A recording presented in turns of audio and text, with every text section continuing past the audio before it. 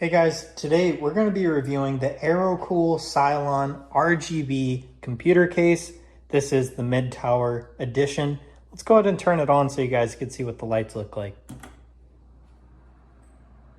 So this may be a very budget-friendly case, but that doesn't mean you aren't getting some pretty cool features, such as this really cool RGB bar with a button that is dedicated to it, so you guys could change it manually from the PC case, which is super awesome. A lot of cases do not have that. So that is what the front looks like. There's no air vent on the front, but there is something right here on the bottom, so it gets its air from down here and it gets sucked up. So on the side here, we have an acrylic panel which does the job. You guys could see into the case. You could see my RGB light there, and then the RGB down there is actually leaking through that front panel that I was showing you earlier. I will take this off in just a moment, but I want to go over some of the other features first.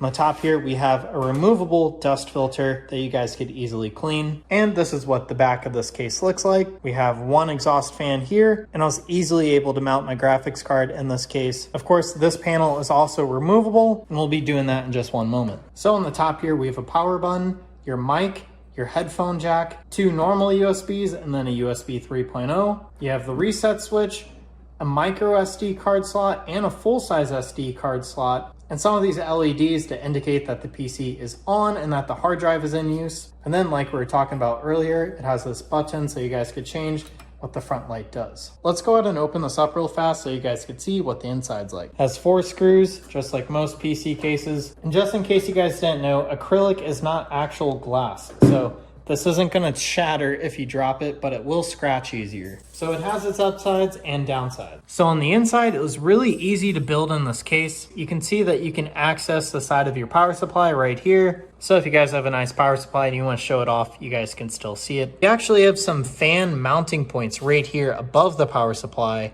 And of course, there's some space down here to hide some cables. You can mount 2 fans on the front still, and they will still pull air from the bottom as I was showing you earlier. You guys have an SSD mount point, and you can see I have a really small motherboard in here and it fits with ease. You can also mount a fan up top if need be, and of course the exhaust fan. So you guys do have a lot of options for fans, and so far I personally haven't had an issue.